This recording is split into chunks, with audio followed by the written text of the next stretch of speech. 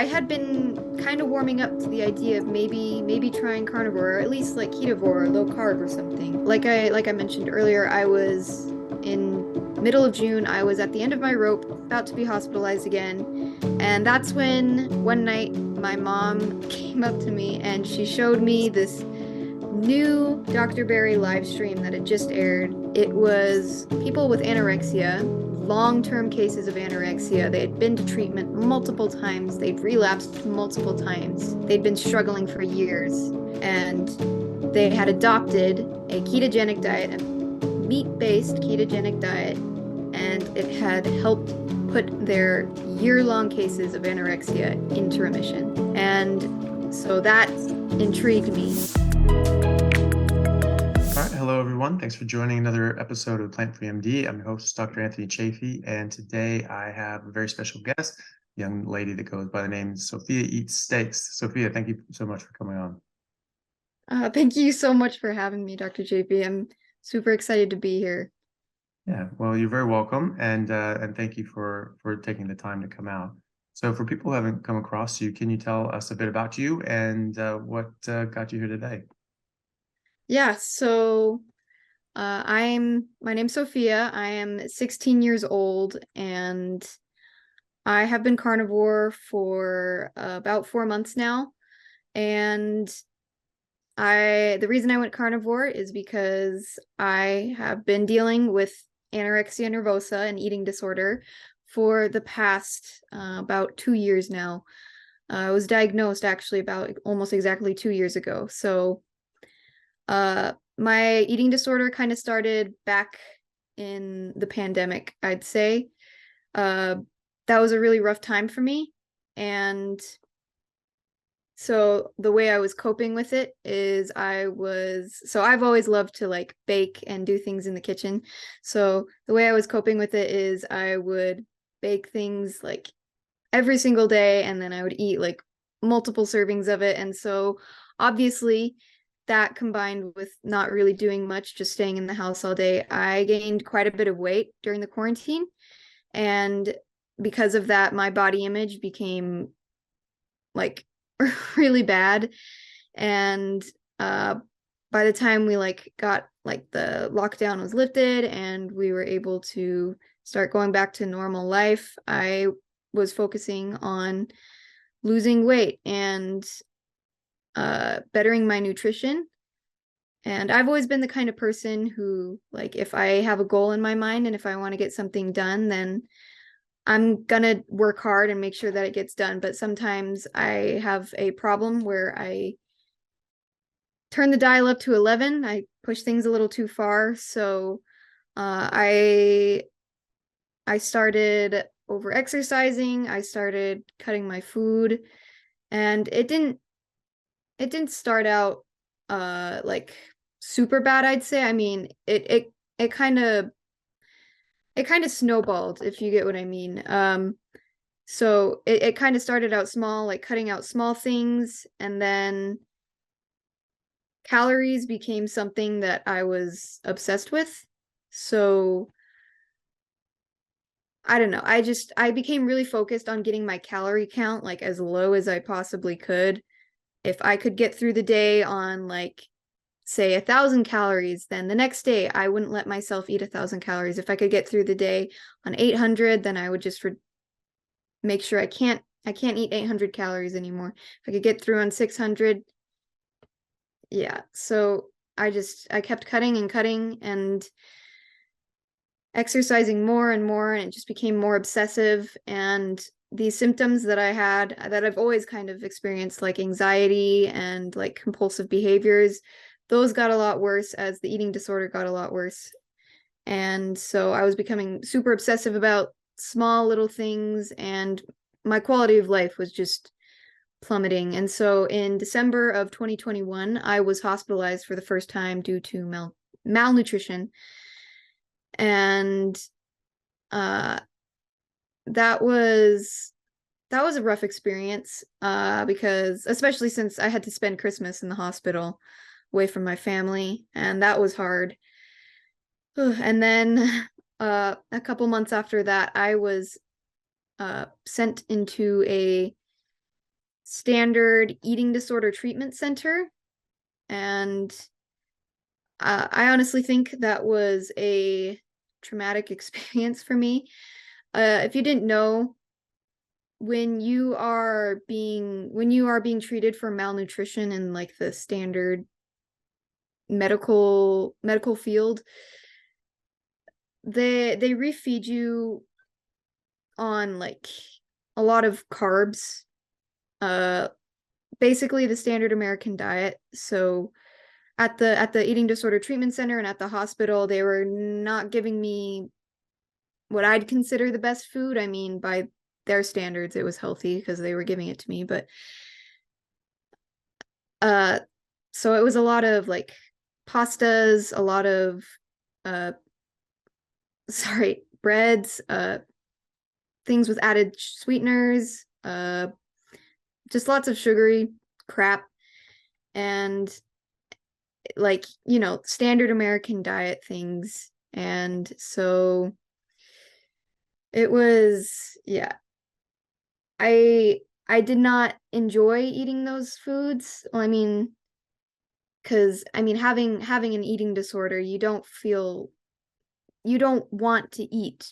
And so they're giving you these foods and you don't feel good about what you're eating, and they're okay.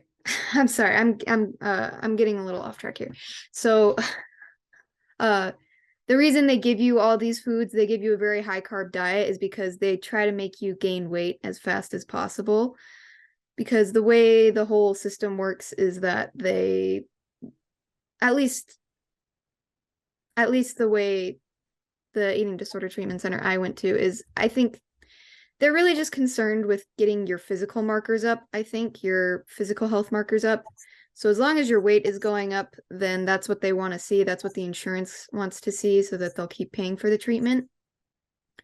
So they give you these carbs and they give you these highly processed foods that make you gain weight quickly. And it's just, it's not a positive experience, I'd say. There's a lot of people who I met in these eating disorder treatment centers who had been there multiple times. And so it was clear that the treatment that they were receiving wasn't really working, but they just kept getting sent back there over and over again. But as soon as I got out of that eating disorder treatment center, I had gained like 30 pounds within like 2.5 months, just because of all the stuff that they were feeding me. And I didn't feel any better in my mind. Like, they had healed my body physically, but nothing had healed in my mind. And I still had an eating disorder. So literally the day after I was discharged from the eating disorder treatment center, I started restricting again. And within about 2 months, I was pretty much down to the weight that I was before I'd been hospitalized before. And so yeah. So that June of 2021, was it June? Oh my gosh. No, I'm sorry. Let's see. So it wasn't 2021, it was 2022. Okay. So July of 2022, I was hospitalized again because I had dropped even further below the weight that I was when I was first hospitalized. And so I was hospitalized again, and I was about to be sent back to the eating disorder treatment center. And I wasn't going to let that happen. And so I kind of worked out a deal with my mom and with my therapist and with my doctor. And I said, okay, I'll follow this meal plan that the hospital's given me. And that worked for a few months. And so my weight was stable, but I wasn't really gaining much weight. And at a certain point, I started restricting again. It's just a vicious cycle, the eating disorder. You get better for a little bit, but then it's really easy to fall back into it. And so around, I think, January of the start of this year, I started restricting a lot more again, and I started losing weight again. It was not quite as dramatic of a weight, like not quite so dramatic weight loss, but the weight loss was still happening just because I wasn't getting enough. And I was starting to overexercise again and just becoming more and more obsessive. And so by the end of the school year and when summer started, I was at the lowest body weight that I have like been in my teenage life, like before I was a little kid. And I think middle of June was when I was at my lowest weight. That was right before I decided to start the carnivore diet. And my BMI was at about 14, which isn't as low as some people with anorexia get, but like seriously, some cases of anorexia are just so severe. But it's still very significantly low weight. And so I was literally on the brink of being hospitalized again. My doctor, he was becoming extremely, extremely concerned about me. And he was saying, if things don't change soon, then I don't have a choice. I'm gonna have to send you back to the hospital. And if I was sent back to the hospital, then I would most likely be sent back to the eating disorder treatment center. And like I said, that was a traumatic experience for me the first time. And so I would, oh my goodness, I would not let that happen. And so I was kind of at the end of my rope at that point. I was feeling super, super hopeless. And as it turns out, my mom, she had gone carnivore about, I think 3 months before that. So she went carnivore in March of this year, just the beginning of March, right? And she had originally heard about the carnivore diet from her friend at the gym. She's a CrossFit coach.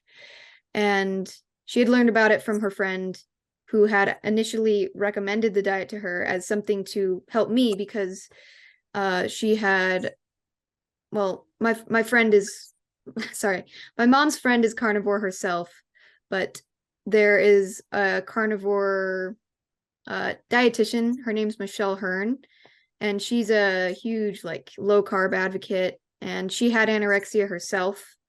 And she became a dietitian because she had recovered from her anorexia and she wanted to learn more about helping others with their anorexia. And she was super confused by like all the things that the dietetics board were teaching. And like we're giving people with diabetes carbs as like the majority of their diet. That didn't make sense to her. And so she became an advocate for low carb diet, and she used carnivore, and she's recommended carnivore to other people with anorexia to heal their eating disorders.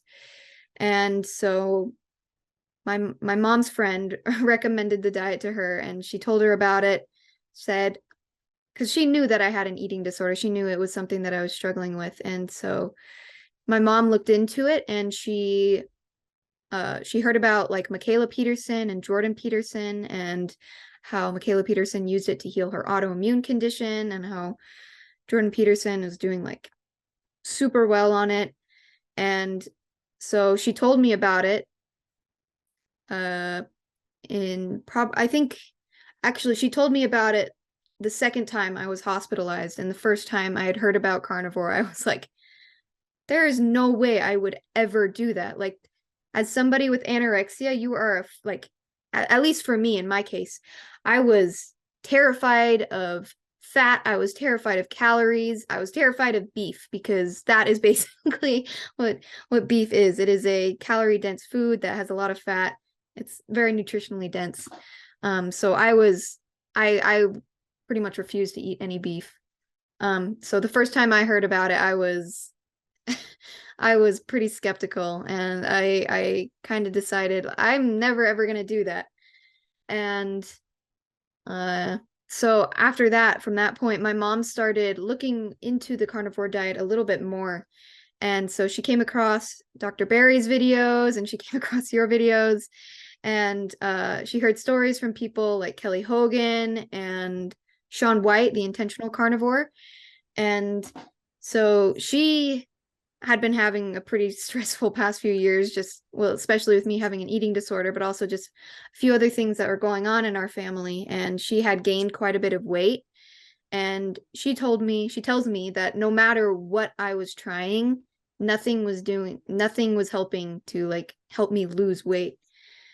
And she was kind of at the end of her rope too. So she decided to try carnivore, and to her surprise, it helped her lose weight. And so far she's lost quite a significant amount of weight, and she's looking great. She's looking so much healthier, and I'm just really happy for her. But anyway, sorry, excuse me.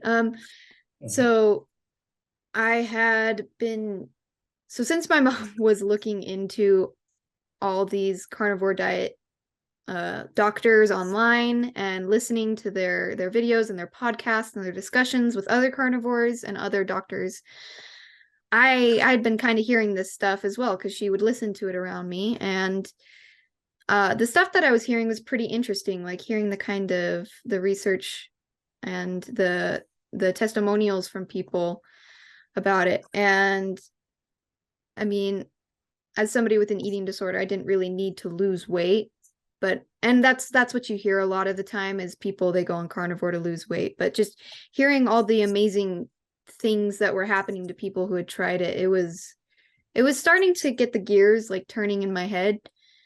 And so I had been kind of warming up to the idea of maybe trying carnivore, or at least like ketovore or low carb or something. So yeah, like I mentioned earlier, I was in middle of June. I was at the end of my rope, about to be hospitalized again.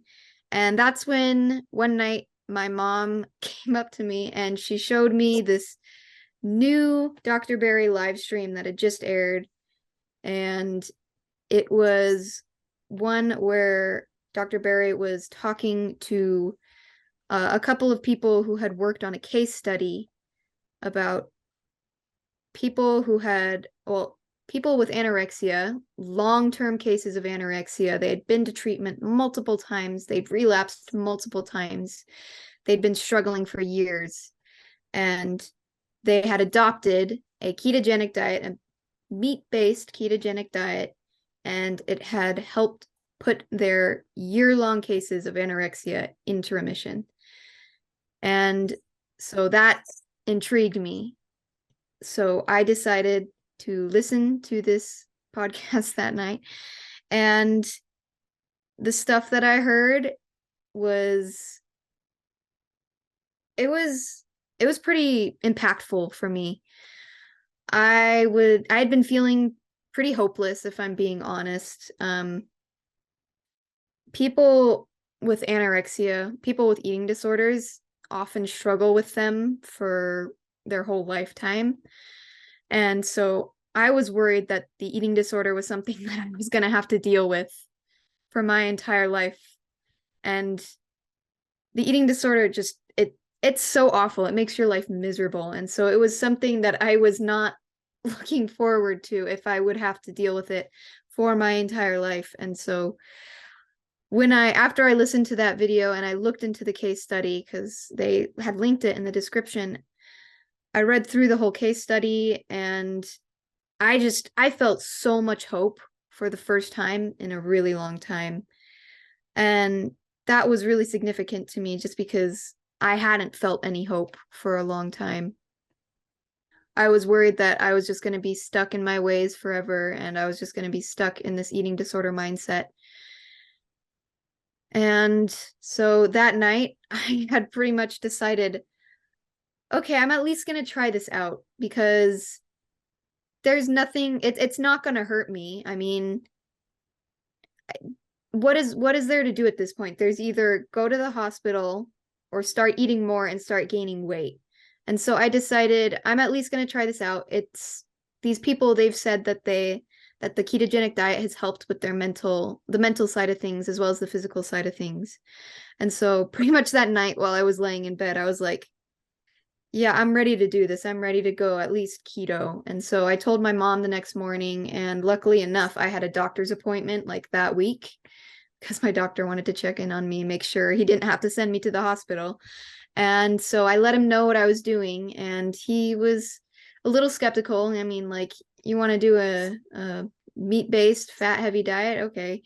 But I mean, at that point, I think he was just relieved that I had decided to start eating more. Um, and so that first day when I started carnivore, I had bacon, no, sorry, I had eggs and ham cooked in butter, and it was amazing. It was like, I don't know, it was like something was lighting up in my brain, and things just improved from there within literally a day of going carnivore. My skin was feeling so much softer. I have had eczema my entire life. It's always been something that I've dealt with. I've always had like dry patches, at least somewhere on my body.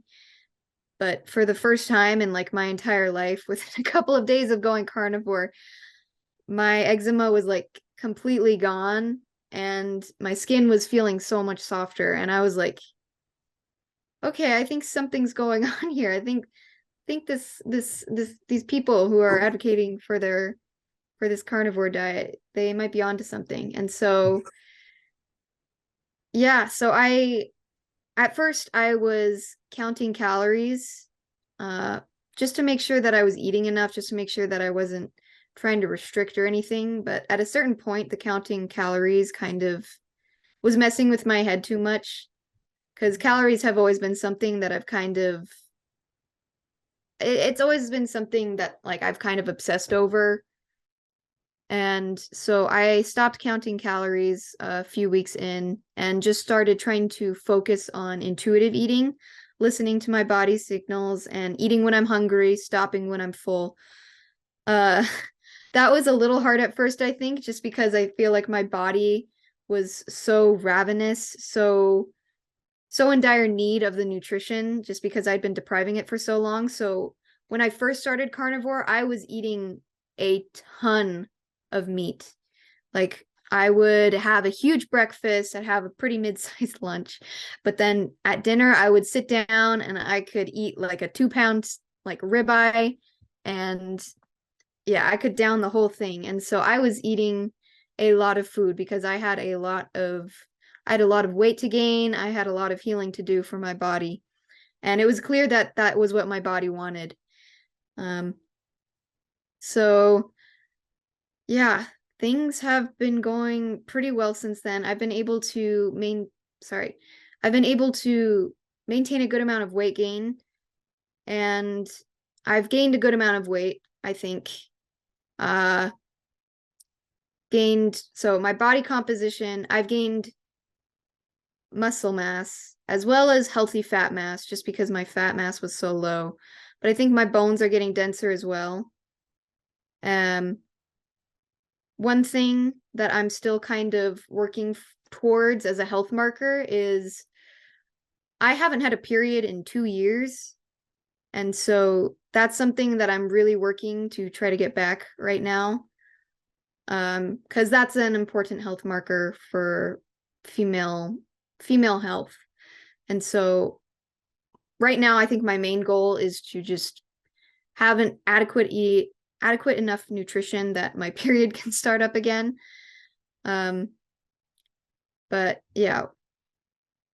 And so yeah, I've experienced a lot of benefits from carnivore so far. As well as my physical health improving, my mental health has definitely improved a lot more. And a lot of it is probably just from getting enough food, but I also think the quality of the food that I'm getting, the nutritional content of the food that I'm eating is really helping with the mental side of things.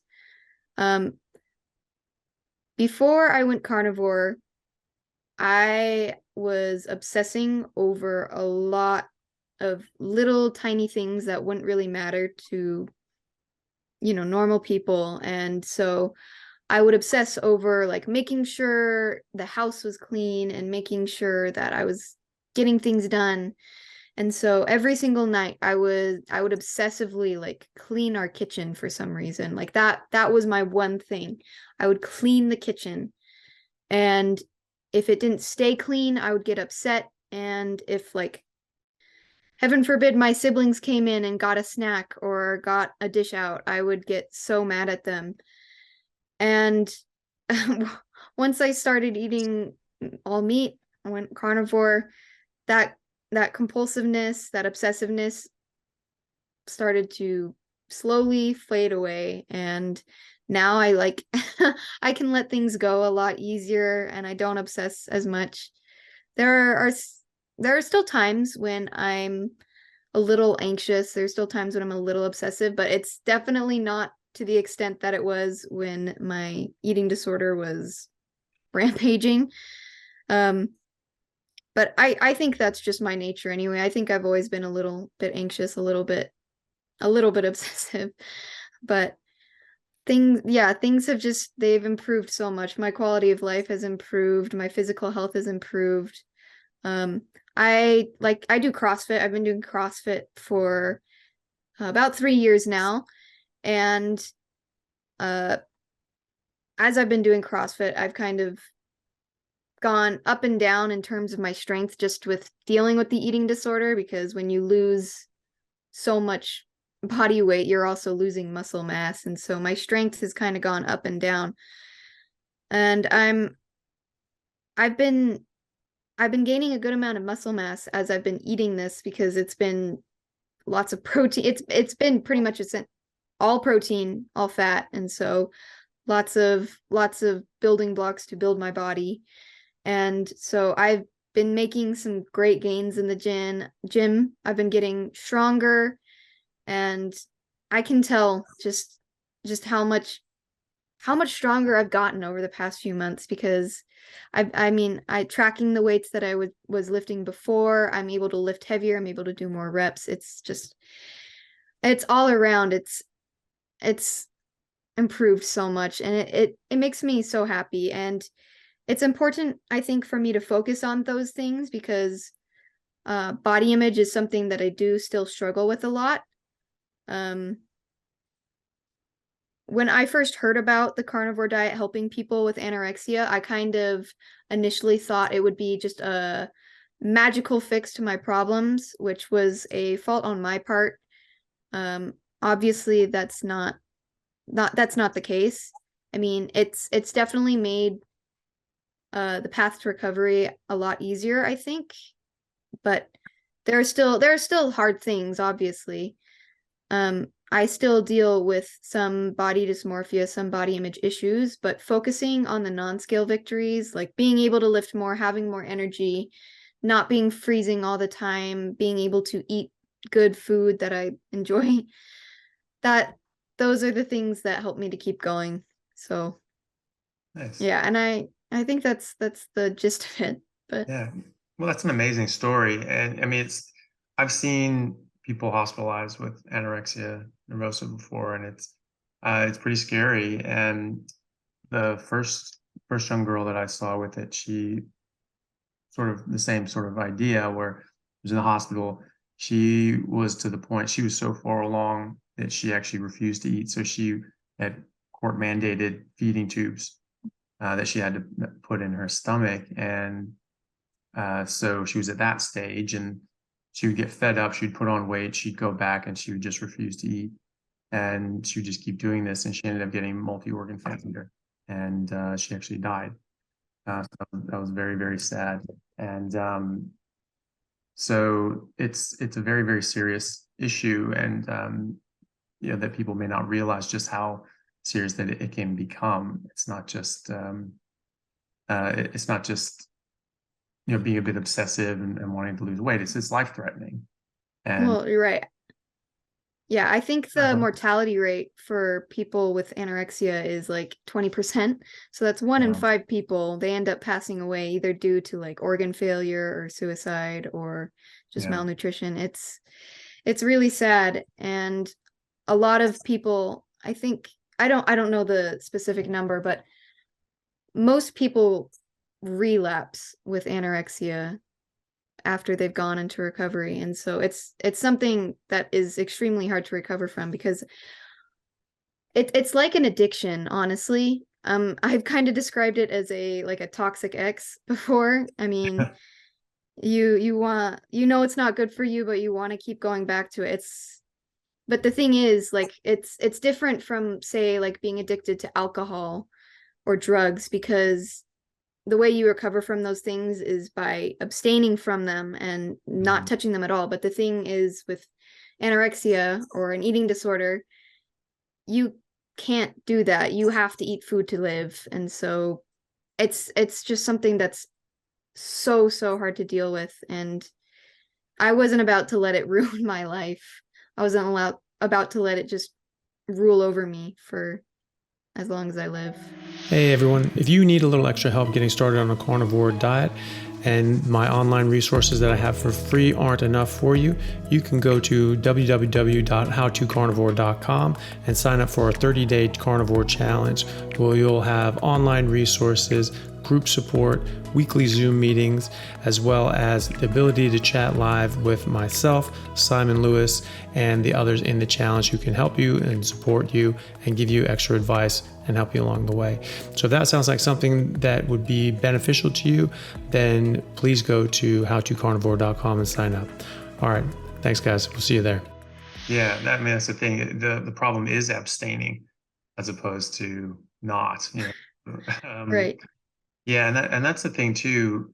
I haven't seen many of these treatments. I mean, the only ones I've seen is when they're sort of in the hospital and being forced with a feeding tube, and that was only a couple of occasions because I'm not in that field of medicine. That was during an ER rotation early on that I was working. I saw her, and actually another girl as well. But the treatments, that doesn't sound like a great idea. They're just force feeding you, and then you put on a bunch of weight. It doesn't help your mental state, and then you go back home and you just do the exact same thing again. I mean, that's not treatment. You need to identify what's underlying, identify why this person is doing that, and try to get them to not do it. I mean, I would hope that they had some counseling sessions or group sessions where you talked about it. I mean, do they have anything like that? Well, yeah, they do have in the eating disorder treatment centers, they do have the group therapies, and you also, at least at the one I went to, you have the individual therapists that see you. I didn't have a very good relationship with my personal therapist there, honestly. But that's because I was sent there like pretty much against my will. A lot of the people there on the adolescent unit that I was on, they were not there by choice. A lot of the adults who were on the adult unit, they were there because they had been dealing with it for so long, and they were like, oh my gosh, I just got to get rid of this thing. But yeah, and I really think, sorry, go ahead. Oh, no, I was just gonna say that's another thing too. If you're not in the right place to fix this, it doesn't matter how much counseling, how much help you have. If you just if you don't want to quit smoking, you're not going to quit smoking, right? And if you want to stop doing a certain habit, you're gonna rail against it. Right, and that's the next point I was about to make. You can force somebody into these treatments as much as you want. You can force them to gain weight and put on as much weight as you want. You can treat them over and over and over again, but nothing is going to change unless that person with the eating disorder decides, okay, something has to change. Because you just can't switch somebody's own, you can't like go into somebody's brain and flip a switch. They have to do that themselves. So and I think that's something that I had to come to do myself, because before I didn't really have any motivation to recover. I was just like, I don't know, I feel like I'm okay where I am. I feel like maybe I could sustain this for the rest of my life, however short that life would have been. But I had to get to a point where I hit rock bottom, and I just decided, okay, I'm done with this. I'm going to recover. I'm going to heal from this. And so it's really important for the person with the eating disorder to decide to recover for themselves, because that was something that was significant that they mentioned in the case study that I talked about, is that each patient, there were 3 patients, decided to adopt the ketogenic diet themselves. So I don't know if it would be as effective. It probably wouldn't be as effective if you were to give somebody who did not want to eat a ketogenic diet the ketogenic diet and expect to see the same results. But yeah, true. And that's the thing too, in these treatment facilities, they're just stuffing you with carbs. First of all, what does that tell you? It's saying, I want to feed you a bunch of carbs so you can fatten you up as quickly as possible. So we are knowingly, we understand that carbs fatten you up and make you put on weight. So, for everyone else that's like, oh no, that has nothing to do with it. Well, we do it in treatment, we do it in cows, we do it in livestock. You give them carbs to up their weight and up their fat and things like that. But also it's just not giving them healthy eating habits. You're teaching them unhealthy eating habits, and they look at that and go like, I don't want that. I'm putting on fat. That's what I'm trying to avoid here in the first place. And then you're just starting the cycle over again. Whereas you need to put them, try to get, very healthy eating habits and teach them how to eat healthily so they can put on lean body mass. They don't put on fat, which is what they were, trying to get away from in the first place. So yeah, I've seen that in other sides of medicine as well, like in weight loss medicine, like bariatric surgery. So, I've known people that have gotten surgery to help lose weight, and they started losing weight, but then you have complications where they can't eat enough, or they have even more narrowing than they want, like strictures, and now they can't really eat too much, and they're having problems even getting enough. And they say, well, you need to get at least 1,200 calories a day, or you won't be able to lose weight. And they weren't able to, so they said, and their diet, I swear to God, this is an actual registered dietitian told them this, that okay, you just need to eat ice cream and sodas and candy and like whatever you can to get enough calories. And it's just like, what in God's name are you teaching this person? This person came to you because they had problems with their weight. They obviously had unhealthy eating habits prior to this. And now you're just completely turning up the crank on that unhealthy eating behavior. That's like the worst thing to do. Yeah. And kind of going along with that, sometimes when you patients who have suffered with anorexia for so long, sometimes their eating disorder can evolve into a binge eating disorder. That I've met people and I've seen that happen to some people before. And I think when you are encouraging people who already have an unhealthy relationship with food and they struggle with it to so okay, so the whole thing with like the mainstream idea for recovering from an eating disorder is like having a healthy relationship with food, being able to eat intuitively, eating like an all foods fit diet.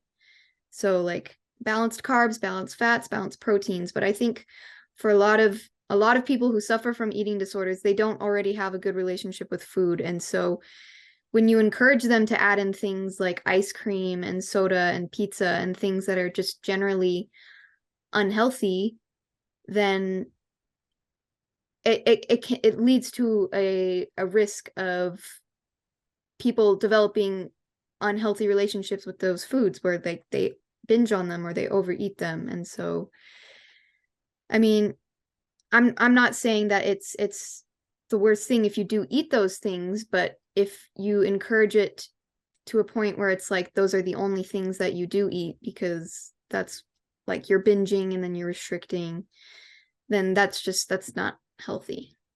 Yeah. And these foods are highly addictive, they're highly palatable. I guess that's a mark in their favor. Okay, they taste good, maybe you can get somebody to eat them, but they make you feel pretty lousy, and they don't do good things for your health. They don't do, they put on fat, and that's weight, but that's not the weight that's going to make somebody happy, especially someone with anorexia and body dysmorphia.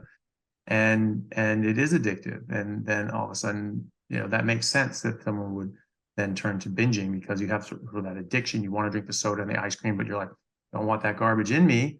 I don't want that to actually do its work. And then so you purge afterwards. And Right. that's not that's very unhealthy as well. And so yeah, I think that it's important to actually get healthy eating habits and have someone get, okay, I can do this healthy eating habit and it will make me healthy. I'm not going to get fat, so that's not going to be what I'm worried about. But I mean, I have that theory in my head, but it's nice to see people actually using it and getting better. So that's really nice. I mean, I think that, you know, a lot of these eating disorders have come up since the 1980s, late 70s, 1980s, when we said, don't eat fat, don't eat meat. These are really bad for you.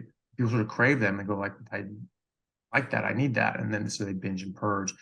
Or, potentially they can, get, avoid all those sorts of things, and everything else tastes garbage and they don't feel very well. So they avoid eating those also, and so you can sort of get down that trap as well. But eating something that tastes good, you enjoy, makes you feel good, but also doesn't make you unhealthy and put on unhealthy weight, that's obviously the ideal. So it's nice to see that sort of in practice with yourself. Yeah, and that's one thing that I have been working on a lot, I think, these past few months, is making sure that I'm getting enough, but then also making sure that I'm not taking it too far. I'm not binging. Because, well, it is very easy to binge on sugary foods, like highly ultra processed foods, those sorts of things. It's not easy to binge on like carnivore foods, but it is possible. It's something that I've experienced before. Okay. So I mean, learning how to eat intuitively is something that is very important, I think, especially in learning how to recover from an eating disorder. Um, because I think my body was like so desperate for food, and I was just kind of so relieved to be letting myself like actually eat again that I would just try to eat as much as possible. But really learning to listen to your body's signals, like when I'm hungry, when I'm full, when I'm satiated, that is something that I've definitely improved on. Like I can tell. Before I was having trouble kind of feeling when I'm full, feeling when I'm satiated, because I always kind of felt like I wanted more. I wanted to eat more. And that could have just been a side effect from being malnourished. But I think learning how to listen to your body's signals, eating these foods, like eating meat, I think that's a lot better, because I feel like though you're going to get those signals a lot easier, because with these foods that are highly processed, like sugary, and the seed oils and everything, it's so easy to binge on them, and they're literally engineered so that you keep eating them. And so I think just learning to eat intuitively on like as whole foods as possible, high fat foods like red meat, and just eating as whole as possible is the way you want to go. Yeah, definitely.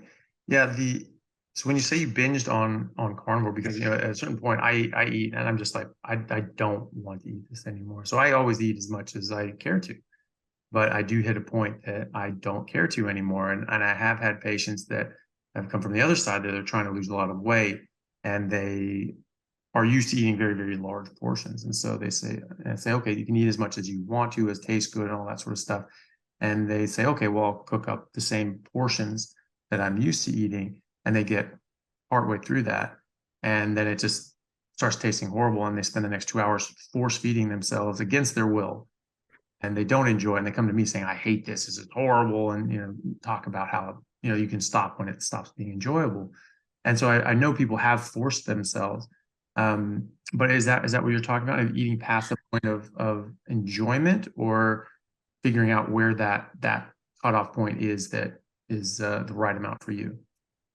I think I think just I really needed to relearn where my body, like what my body, how it signals me that it's done, that it's full. Mhm. one thing that I kind of talked to with my mom a lot as I was starting is, well, maybe I'm eating so much just because my body's so desperate for it, like I said.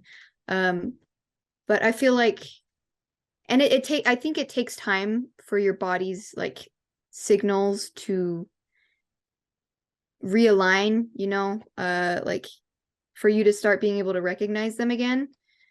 For me, I don't know if I ever truly, I don't know if I ever went on a true binge, but there were times when I did overeat because I would eat way, way, way too quickly because I was pretty ravenous. I think just because my body was so hungry. And so I would end up being like way too stuffed and I would feel almost sick afterwards. And one thing is pork rinds. I would eat so many pork rinds, and then my stomach would be like so full afterwards, and I would just not feel good. And so, and I think, yeah, there were points when I would be eating those where I would be like, these aren't even tasting good to me anymore. And so I'm like, oh, I should stop. But I think pork rinds they're a more processed food. And so they're more like carnivore junk food. But I think just learning, it was difficult for me to learn when to stop eating, just because I had been so out of touch with eating intuitively because I had been counting calories for so long and restricting for so long. And so just the process of learning when to stop eating it's something that I'm still learning, but I've definitely gotten better at it, like just listening to my body. And I think eating a little bit slower has helped. Like, even if I'm super duper hungry, I try to kind of slow down just to make sure that I don't overeat, because sometimes it is a little easy to overeat if I am like ravenous.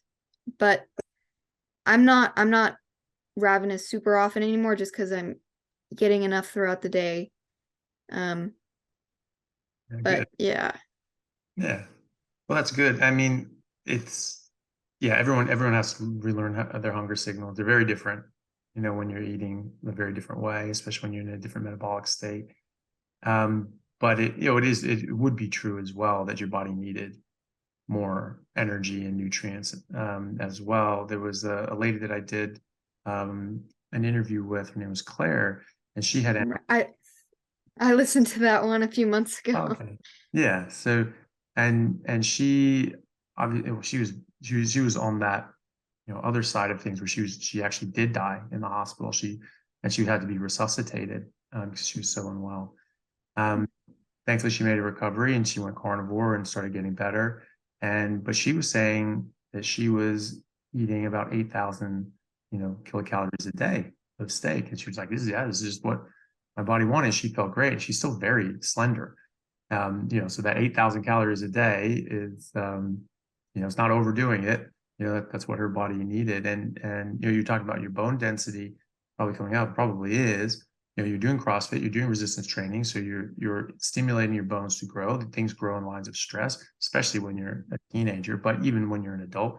In the textbooks that say that you build up bone density until you're 25, and that's it, and then it just decays after that. Why would that be? Why would our bodies just change at 25? Are we different sort of species at that point? Is it like menopause? It's just everything's just a hard line change at that point?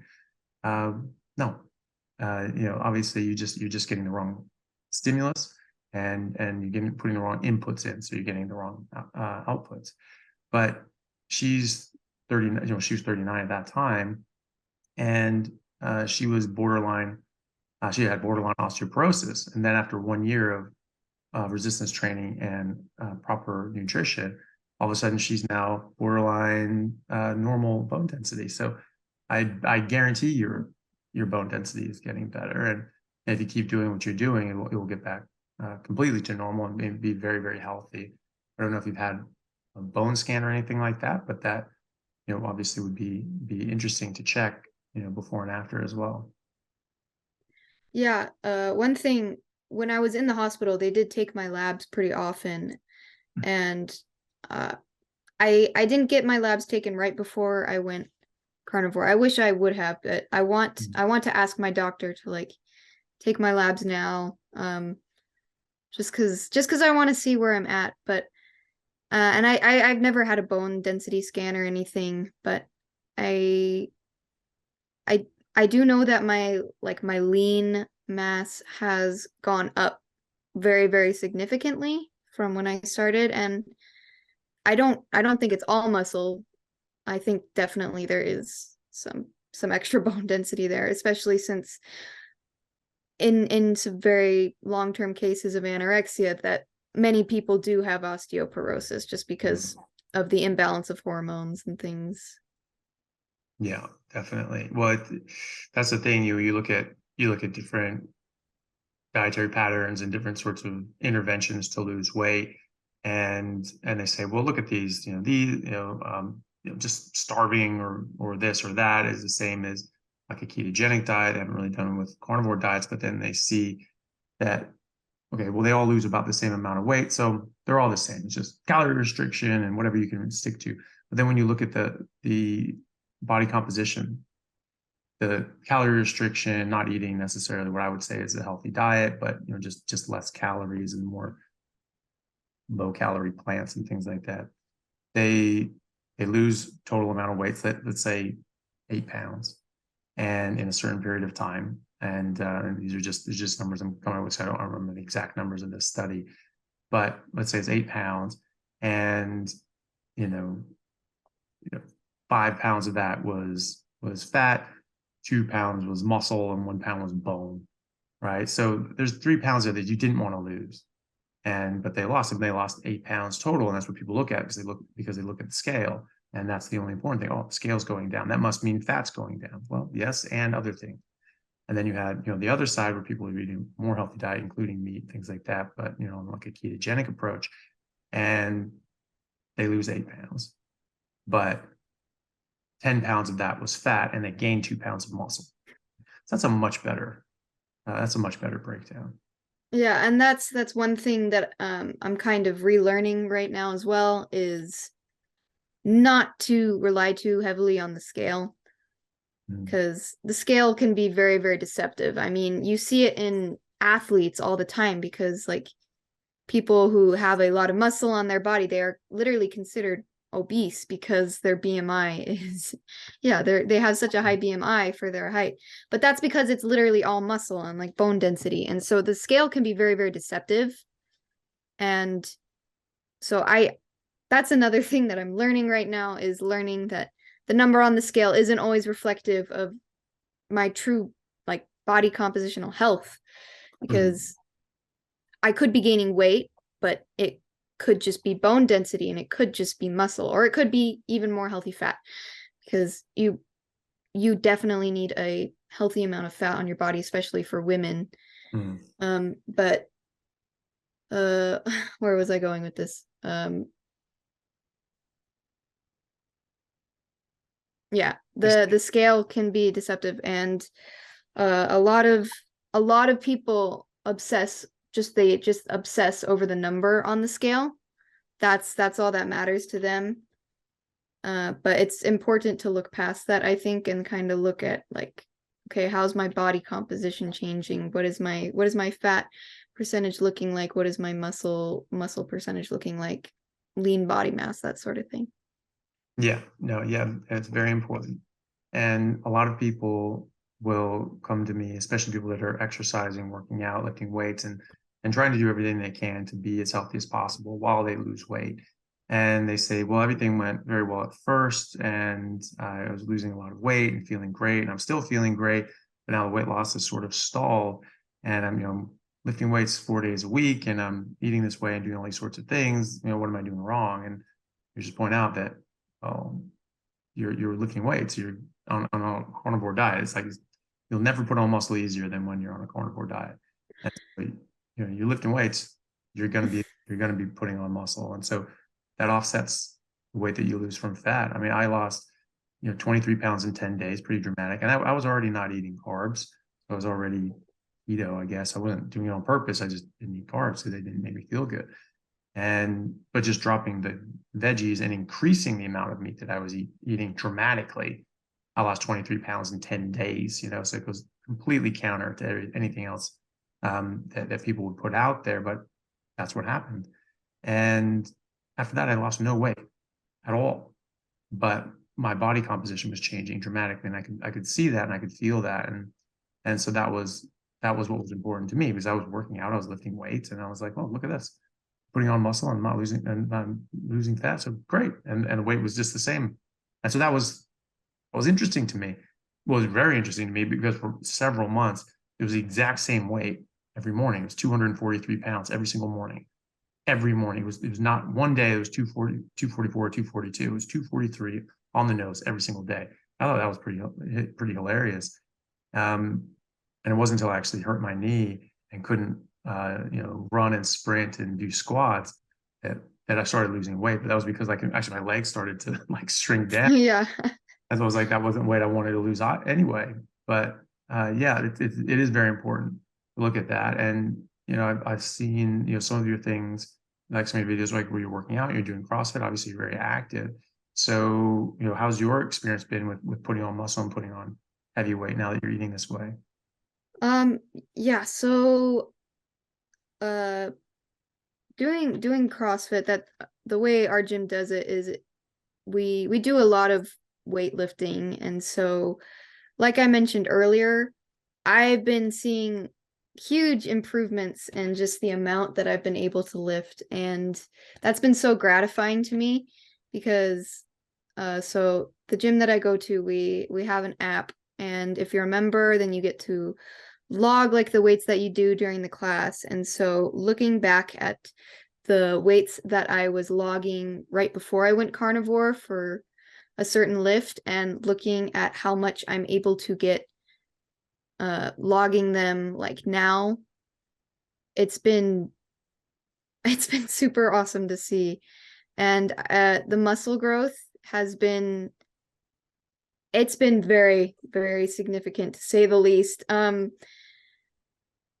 Before, my arms were they were sticks. They were bone thin, and now I actually have I have meat on my arms, I have meat on my legs, and because seriously, before I was so skinny. But you can see the definition of the muscle on me now, and it's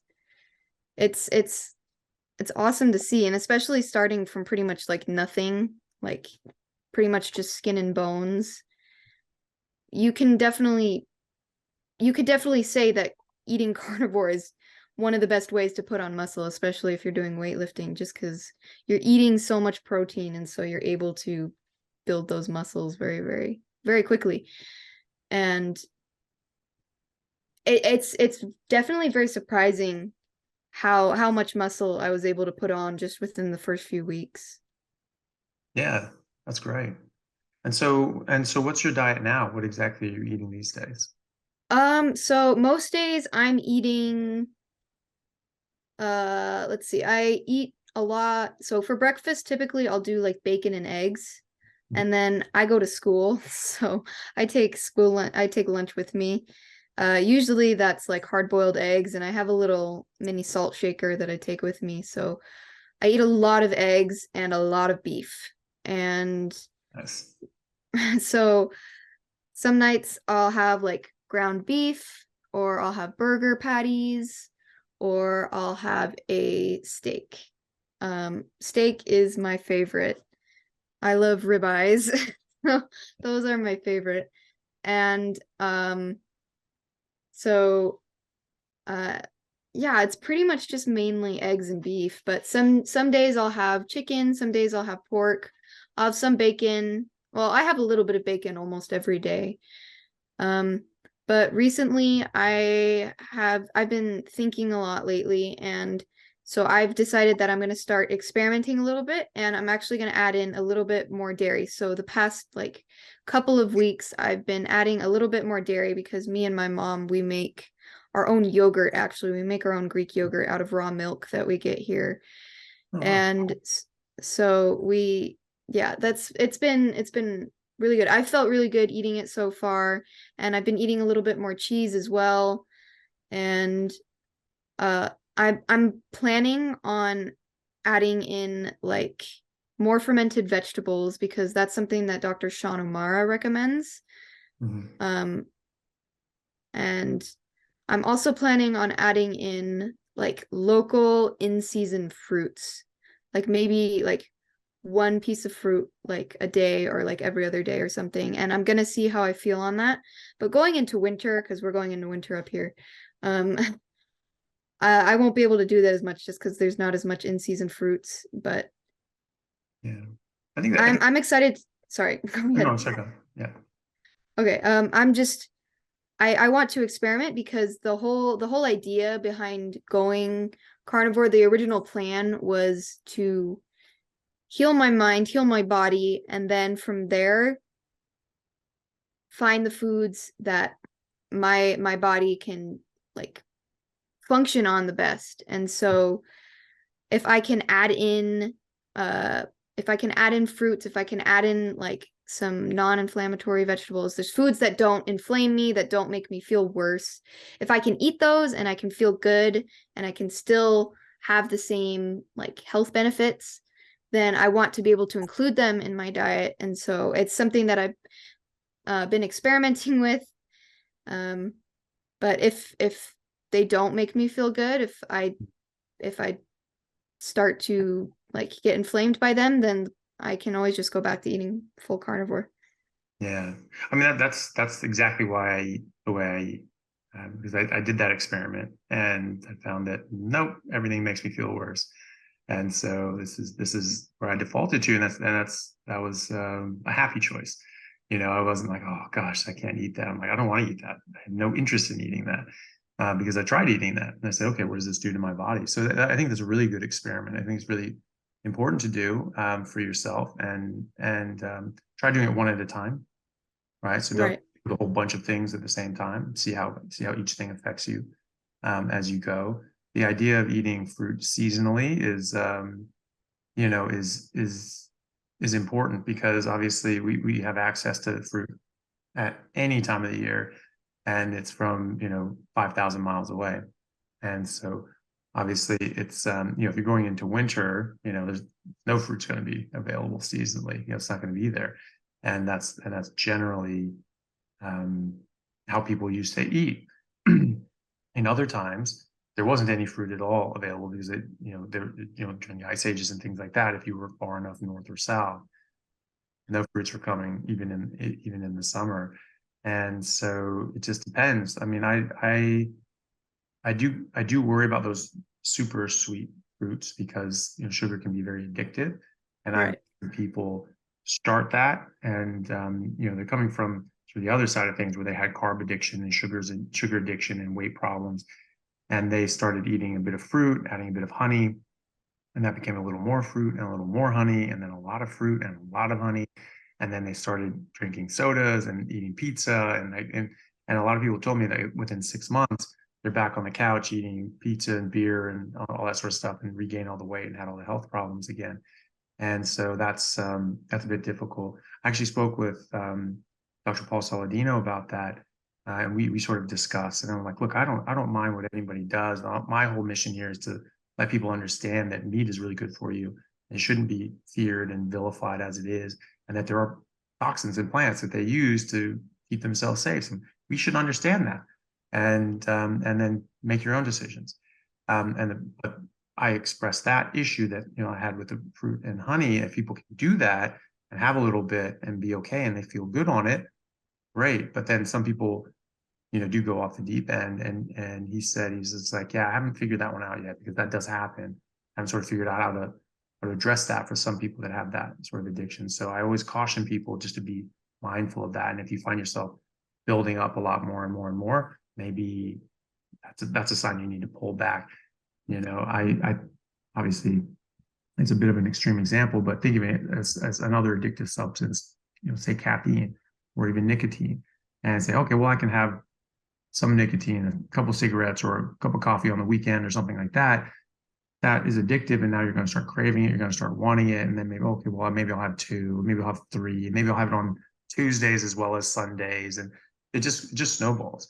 And so if you find yourself increasing the amount of addiction of an addictive substance, you should try to recognize that probably the addiction doing this, and you need to pull back. I love Dr. Sean Amara is awesome. I still keep in touch with him. We text regularly, and he found so the fermented vegetables. Like he said, he will never eat a plant unless it's fermented, and he uses it basically as a supplement to try to get the microbes Right. into his microbiome. And so he's very specific. It's a small amount, and with a bite of meat chewed together and swallowed in the same bite, and that helps drive the little bacteria, make them so they don't get burned out and destroyed by your digestive juices, and then get down to the area where you can reseed your microbiome. I had the same principle, but with the yogurt, with live culture yogurt and reseeding that, and that's been said to be very beneficial to our microbiome for a long time. And so I've done that a bit. When someone takes antibiotics, that's what I recommend them do, exactly the same thing, but with the live culture yogurt, and that seems to help. I mean, Sean is great because he's gone the next step and actually checked his microbiome and the microbiome of his patients. And I don't know if you've heard this, but he was telling me last month that he sent his stool sample away to this microbiome company in America. And like the president or the CEO, someone in charge at the company personally called him and said, "Hey, you have the best microbiome sample we have ever measured. What the hell are you doing? Like, how did you get this?" And he's like, "Happy to talk about it." So they scheduled a meeting to talk about it. So that's proof of concept right there that this is working. Another source of evidence is the Inuit studies on microbiome when eating their natural diet, because there are a lot of studies that look at the Inuit as a population, but not eating their natural diet. And that's a very different thing. So they say, well, look, Inuit don't all have heart disease and cancer and things like that. Yeah, you're looking at the Inuit in cities eating the same crap we are. So that's not saying anything about their diet, but they are conflating that it's like, oh, this is the Inuit, therefore they're eating the Inuit diet and they're sick. No, the problem is they're not eating the Inuit diet and they're getting sick because they're not eating it. But when you look at those people, when they are just eating meat, they have some of the healthiest microbiomes ever measured. So, at a certain point, there's a problem people had with probiotics was that, yes, you can you can put in these microbes, but then if you're not eating the things that feed those microbes, they're just going to die off. They're going to get crowded out by the other things. So you have to eat these biotic foods. So yeah, these other supplements and all these sorts of things. They've basically been shown that a lot of these things don't work and don't help. But it's probably because of all the other things that they add in there. But when you have an established microbiome, what you're eating feeds that microbiome, and it sort of changes every day based on what you're eating. So at a certain point, when you have an established good healthy microbiome like Sean does, like the Inuit do, you should be able to maintain that without having more fermented food. That's the theory, but that's the understanding, and we don't really understand the microbiome all that well. But that's that's what I would expect, especially from other animals in nature when they're eating what they're supposed to eat and they've got the microbiome that they're supposed to have. Yeah, and my whole view on it is that we should be eating like we evolved to eat. So my belief is that when we were evolving, the men would primarily the men would go out and they'd hunt, and so they'd get meat, and so we ate a lot of meat. But me and my mom, we've talked about it a lot. My theory is that men, they tend to do a lot better on carnivore. I mean, you see that in people who are on carnivore, but I think for women, it can be a little more complicated just because of their hormones. I think we were hunter-gatherers, right? And so I think there were times when we did gather fruits, we did gather like nuts, and we did eat those sorts of things.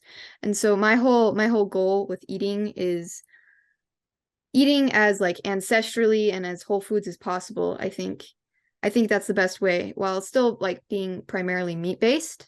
But just eating the way we ate before we started doing all these eating all these processed crap foods, because obviously that's what we thrived on. That's how we evolved to the point that we're at now.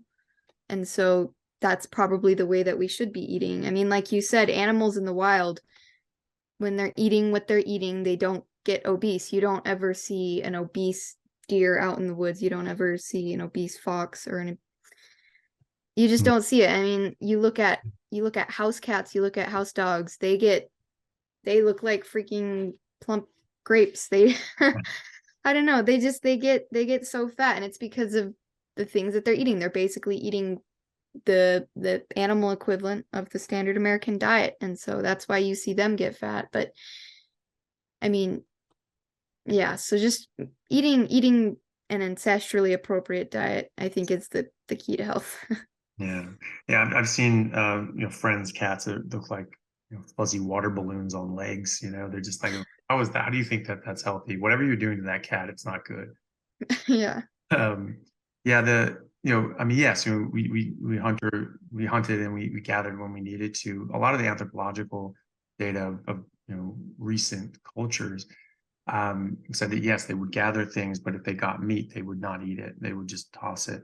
And so they had to gather stuff basically as a stopgap if they couldn't get meat, if they couldn't get what they wanted from hunting.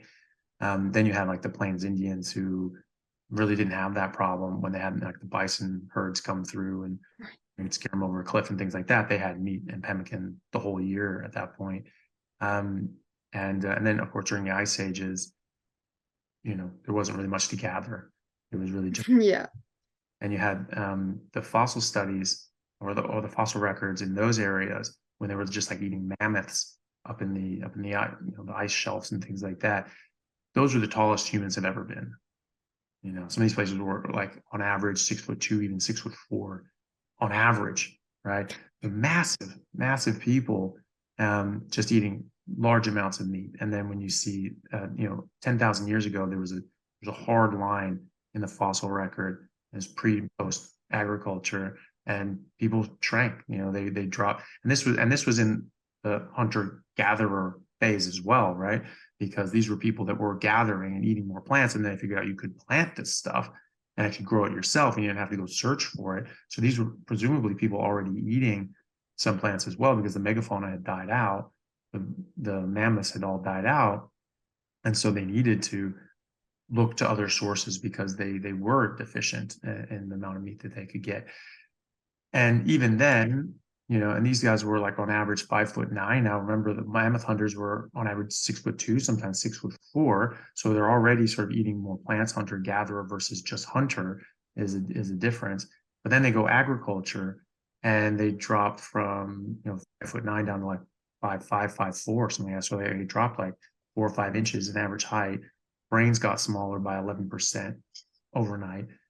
Jaws got smaller, teeth got crowded, and other sorts of signs of poor wound healing and improper malnutrition. It was also interesting, like in current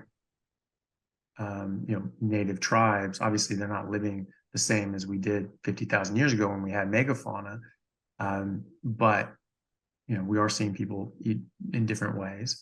And so the Maasai, when they eat traditionally, they are very tall, lean, strong, healthy people. And there's a study, they went a couple of years looking at the Maasai and their neighbors, Akikuyu, who were largely plant-based, had some meat and dairy, but very small amounts. And the Maasai had mostly milk, blood, and meat, and small amounts of other things. They actually had already started including some grains like millet seed at that point as well. And then that's their diet's been corrupted over the decades since then. But it was interesting because the men were given more of the blood and the meat than the women were. And this is, like obviously, men are going out with the herds or hunting, and then the women are back and maybe doing some gathering and doing other things, and they sort of give the lion's share to the hunter class, the warrior class that it needs to fight lions with sticks, and they got to win, because or else everyone's in trouble. And they found that the women that were eating sort of less meat, less blood, maybe a bit more plants, they were slightly less healthy than the male Maasai. And then the Kikuyu, the men were eating a lot of grains. The women actually had a more diverse vegetarian diet. They ate more, greens and sprouts and all these other sorts of things and nuts. The men, for some reason, just ate a ton of grains. The male Akikuyu were the least healthy people out of all four categories.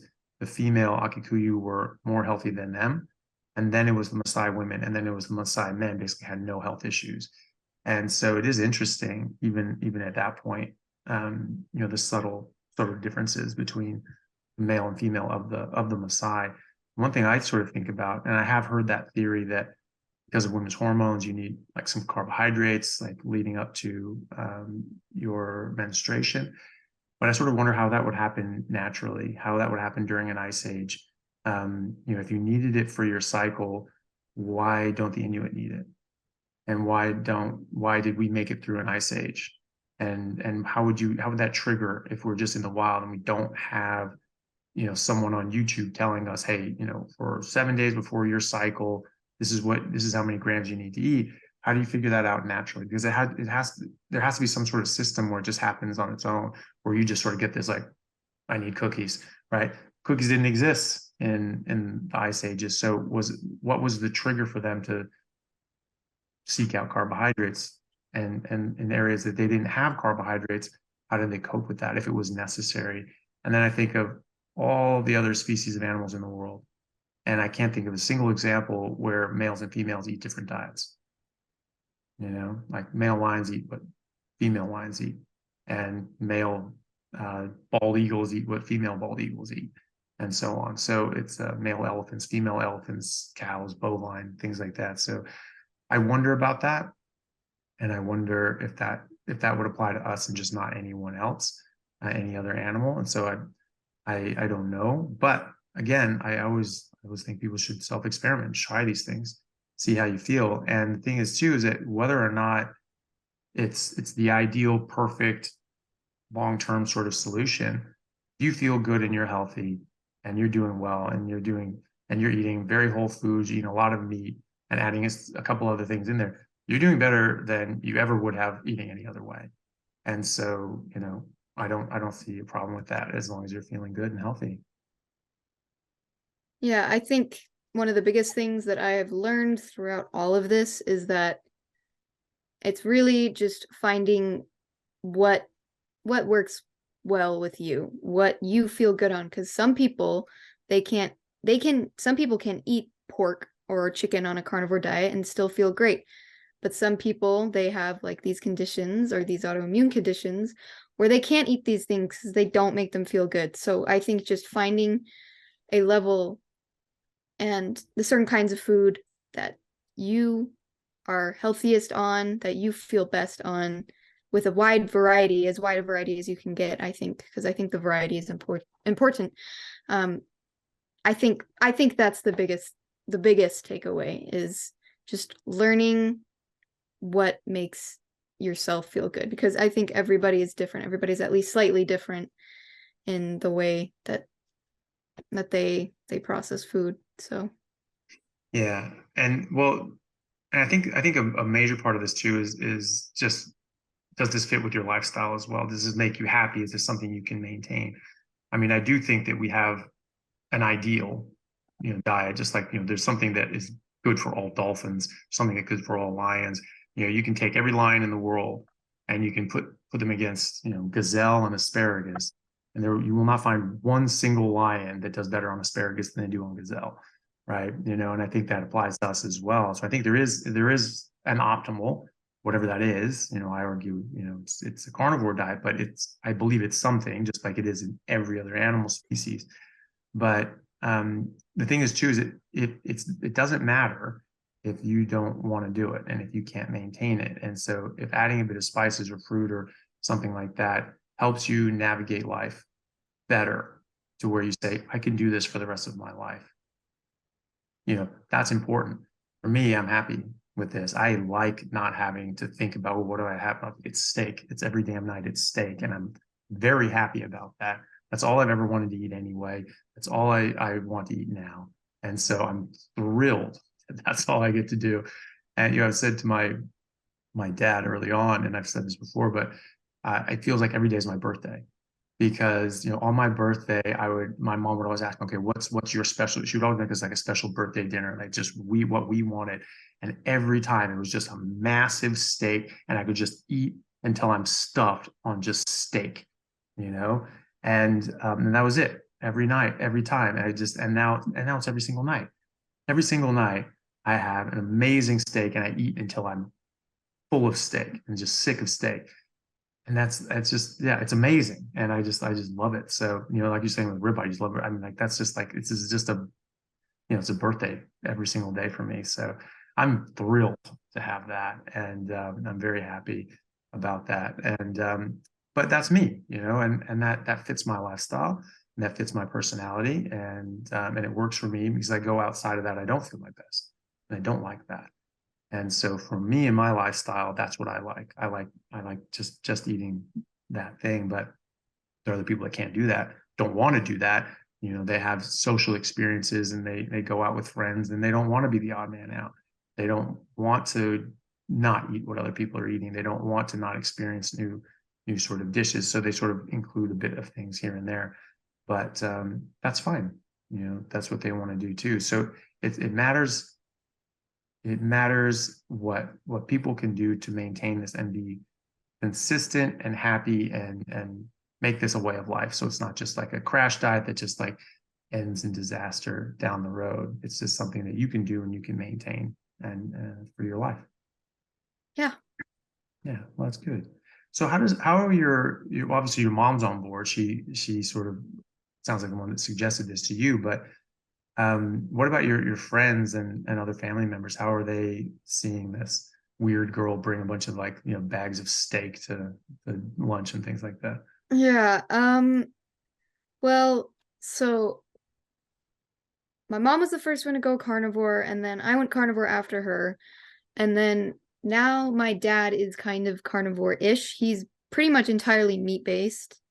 He's more of like a dirty carnivore, so he does he still eats like things with like, sugar in them sometimes, but he's mostly meat-based, and he actually has an autoimmune condition, and from what I can tell, I think it's gotten at least a little bit better since he's started. So that's something that's really good. I have 3 other siblings who are living with me, and none of them are carnivore. Sometimes they do complain because they say things like, oh, why do we keep buying so much meat? Like, why can't we get the stuff that we used to get, which would be like Delicious. processed foods? Yeah. But I mean, maybe one day they'll come around. I mean, my sister, she's pretty adamant that she'll never be carnivore, but I've got another sibling who may go carnivore one day. And then my younger brother, he I mean, he may or may not, but I mean, that's completely up to them. I mean, at least they know about it. They've seen the benefits that I've experienced from it. They've seen the benefits that my mom's experienced from it. So if they're ever at a point in their lives where they're like, oh, I'm just feeling so crappy from all this food that I'm eating, then they have that. They can use that. They can go carnivore. Not every time I tell somebody at school, like one of my friends or somebody I know, that I'm carnivore, they don't react in the way that I really expect them to, which is like them being super surprised, like, what, you eat only meat? They're actually they're pretty indifferent to it, honestly. They're just like, oh, okay. Yeah. I mean, sometimes people do ask some questions. I mean, I have a friend, I've told her about me being carnivore, and a lot it's surprising. It's kind of surprising to me how how little people understand about it. Like when I say I eat only meat, I mean I eat only meat. And they're like, really? Like not even vegetables, not even like bread, you only ever eat meat? And I'm like, well, that's what I mean when I say I eat only meat. But I've had people be like, only mean to you. Yeah. yeah. But honestly, they're pretty chill with it. I mean, nobody ever really calls me out for it. They never really are like looking at me weird. I mean, I take hard-boiled eggs to school every day and I eat them, and sometimes I feel weird doing that. Like I'm just the weird girl just sitting there eating her hard-boiled egg, but I don't care. It's healthy for me. But yeah, people are generally pretty accepting of it, I think. And some of them are even like open to hearing about it, like hearing the health benefits that I've gained from it, that other people have gained from it. So Yeah, well, that's good. It's nice that people aren't getting as much pushback. And I noticed that when I first started doing this, I wasn't doing carnivore. I was just like, well, plants are toxic, not eating that. And so I just cut them out completely, and I defaulted into just eating meat. But because I wasn't doing a specific diet, I was just, I would see food there. Okay, I'm going to eat that. I'm going to avoid the rest. But I didn't talk about it. I didn't telegraph it. I didn't even think to. No one said a thing. Not a single person for 5 years said a single thing. And then now, later on when I went back onto it, then I'm sort of a little conscious that I'm doing a specific diet for a specific reason. And then I'm going out and doing things and I'm ordering things and I'm feeling self-conscious. I feel that I need to explain it. And then it sort of comes up and then we have to talk about it. And I'm like, oh, this is weird. And I just realized I don't need to do that. And then I started ignoring it. I just started eating what I ate and people ate what they ate. It never came up again. So, sometimes it would, if I'm eating if I'm at the hospital and I want to eat something, I like 10 eggs and like 6 like massive strips of bacon, because like the strips of bacon here are like a foot and a half long. that sounds awesome. Yeah, well, because they're like their whole belly of the pig, and so it's massive. It's not like a small strip; it's just a big long thing. So 6 strips of bacon is a pile of bacon on a plate, and so I've got 2 plates, one just stuffed with eggs, one stuffed with bacon.